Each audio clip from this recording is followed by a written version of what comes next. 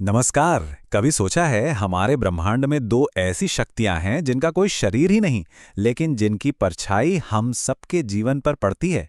आज हम इन्हीं की अनकही कहानी में उतरेंगे और जानेंगे राहु केतु के पीछे का वो रहस्य जो सदियों से छिपा है। ये सवाल हमेशा से ही कौतूहल जगाता रहा है। आखिर ऐसा क्या होता है कि आसमान के दो सबसे बड़े सितारे, सूरज और चांद, अचानक अंधेरे में खो जाते हैं? इसका जवाब एक बहुत ही पुरानी पौराणिक कथा में छुपा है। एक ऐसी कहानी जो देवताओं और असुरों के एक महासंग्राम से शुरू होती है। ये कहानी है समुद्र मंथन की, जब देवताओं और असुरों ने मिलकर अमरता का वो रहस्य पाने के लिए पूरे सागर को मथ डाला था। और यहीं से हमारे इन दो किरदारों का जन्म हुआ था। जरा सोचिए, ब्रह्मांड की दो सबसे बड़ी ताकतें आमने सामने खड़ी थीं। दोनों का मकसद एक ही था, लेकिन रास्ते बिल्कुल अलग। ये लड़ाई सिर्फ ताकत की नहीं थी, ये लड़ाई थी हमेशा के लिए अमर हो जाने की। और समुद्र मंथन से निकला वही दिव्य अमृत जिसे पीकर कोई भी हमेशा के लिए अमर हो सकता था। यही वो इनाम था जिसके लिए महासंग्राम छेड़ा था। और यहीं से हमारी कहानी में एक ऐसा मोड़ आता है जो सब कुछ बदल देता है। तो हुआ ये कि जब अमृत बांटा जा रहा था, तब सिंहिका का पुत्र, एक मायावी असुर राहु, बड़ी चालाकी से अपना रूप बदलकर देवताओं की लाइन में जा बैठा।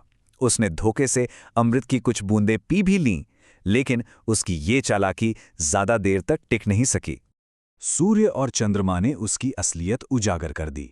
और जैसे ही ये पता चला, भगवान विष्णु ने पलक झपकते ही अपने सुदर्शन चक्र से उसका सिर धड़ से अलग कर दिया। लेकिन कहानी यहां खत्म नहीं हुई, क्योंकि अमृत उसके गले तक पहुंच चुका था। उसका सिर और धड़ दोनों ही अमर हो गए। सिर कहलाया राहु और धड़ कहलाया केतु।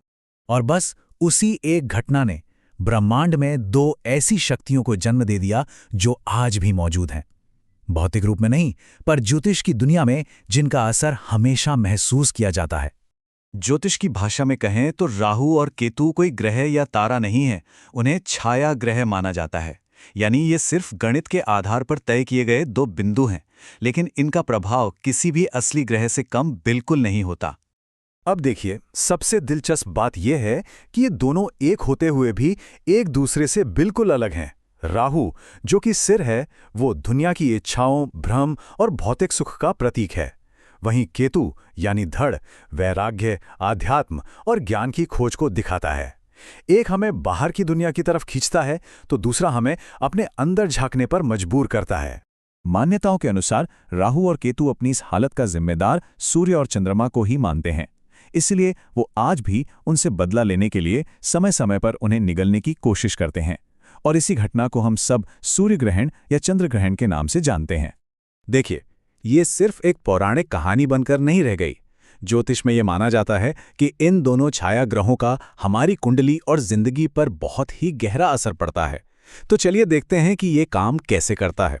जब राहु और केतु कुंडली में दूसरे ग्रहों के साथ मिल जाते हैं, तो कई बहुत शक्तिशाली योग बनते हैं, जैसे कि काल सर्प योग, जो कहते हैं कि जिंदगी में अप्रत्याशित उतार चढ़ाव लाता है, या फिर गुरु चांडाल योग, जो हमारी सोच और फैसलों पर असर डाल सकता है। ज्योतिष में माना जाता है कि ये योग जिंदगी की दिशा ही बदल सकते हैं। तो एक सवाल उठता है, क्या राहु हमेशा बुरा ही होता है? जी नहीं, ऐसा नहीं है।